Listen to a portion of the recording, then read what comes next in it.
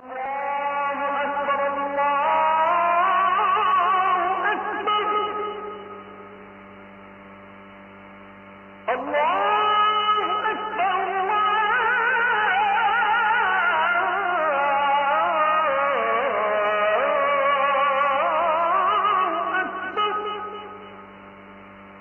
রাব্বুল আলামিন এই কোরআনটা কেন নাযিল করেছেন, কি জন্য নাযিল করেছেন, রাসূলকে কেন দিয়েছেন, আল্লাহ রাব্বুল আলামিন সুন্দর করে নিজেই বলছেন, আলিফ লাম রা কিতাবুন আনজালনাহু ইলাইকা লিতুখরিজান নাসা মিনায-যুলুমাতি ইলান নূর।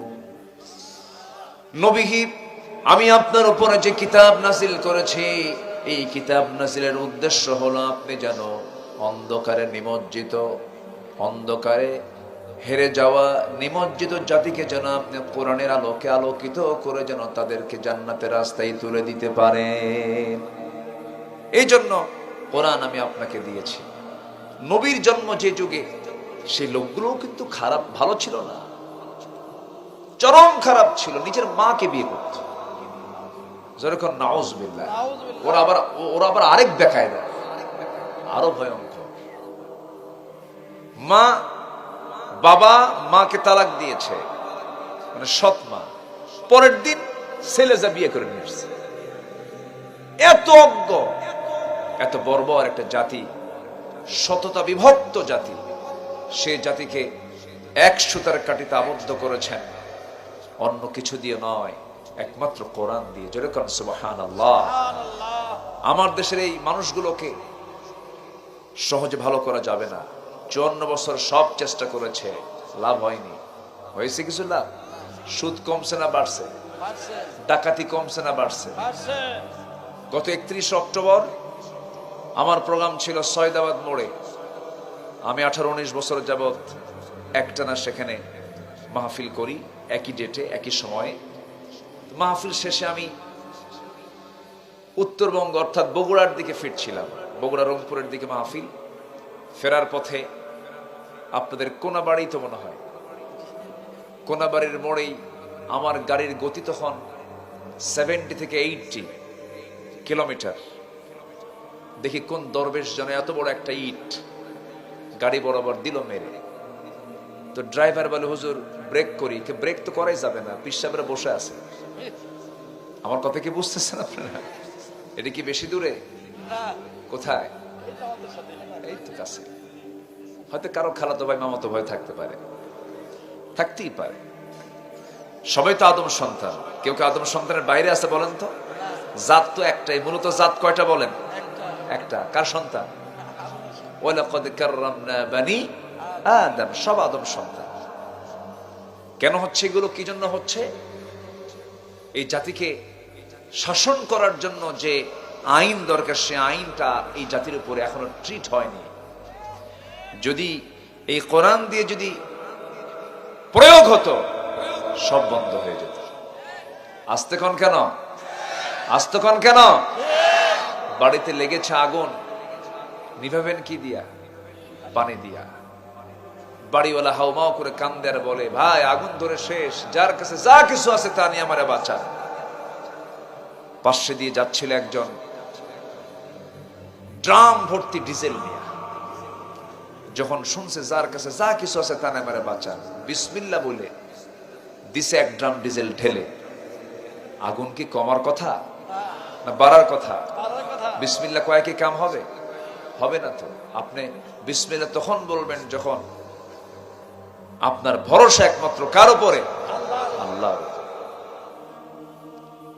আরেকজন যাচ্ছিল ভ্যান ভর্তি লাকড়ি আর খড়ি নিয়ে, সেও দিছে ঢিলা আগুনের মধ্যে।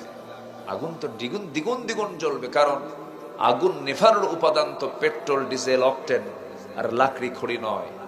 আগুন নেভানোর জন্য প্রয়োজন হলো কি? পানি। আমার বন্ধুগণ, আগুন নেভানোর জন্য যেমন পানির প্রয়োজন, তেমনি সমাজের যে আজকে আগুন দাও দাও করে জ্বলছে, প্রতিনিয়ত খুন খারাপি হচ্ছে, ছিনতাই হচ্ছে, অন্যের পুকুর দখল হচ্ছে, জবরদখল হচ্ছে, ধর্ষণ হচ্ছে, অন্যের স্ত্রীকে জোরপূর্বক ধরে নিয়ে জেনা করছে, ধর্ষণ করছে, অত্যাচার করছে। এসব কিছু অনাচার বন্ধ করার জন্য যেমন আগুন নিবানোর জন্য পানির প্রয়োজন, তেমন এই সমাজের আগুন দাও দাও করে যে জ্বলছে, আগুন নিবানোর জন্য দুনিয়ার কোন আইন দিয়ে হবে না, কোরআনের প্রয়োজন। আসতে কন কেন, জোরে বলুন ঠিক কিনা?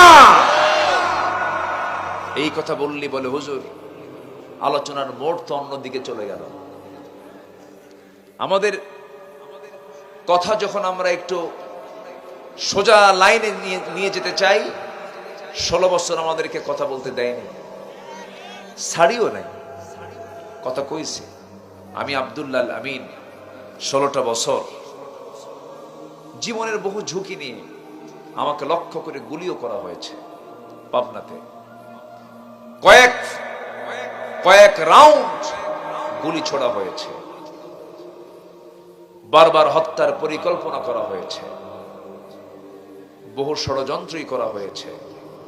কিন্তু ষড়যন্ত্র যদি অবৈধ হয়, ষড়যন্ত্র তো অবৈধই হয়, চেতনা যদি অনৈতিক হয়, তাদেরকে তো অবশ্যই মামু বাড়ি দিল্লি যেতেই হবে, ঠিক কিনা? দেশকে ভালোবাসেন না তো দিল্লি দিল্লি করেন কেন? দেশকে ভালো করলে আমরা দেশকে নিয়ে ভাববো, দিল্লিকে নিয়ে ভাবার সময় আমাদের নাই, ঠিক কিনা? এটা ভাবতে হবে। সম্মানিত ভাইয়েরা, এতক্ষণের কথায় আমার যে মেসেজ সেটা হলো, আমরা কোরআন নিয়ে সাথে থাকতে চাই, কোরআনকে নিয়ে থাকতে চাই। সবাই রাজি আছেন তো ইনশাআল্লাহ?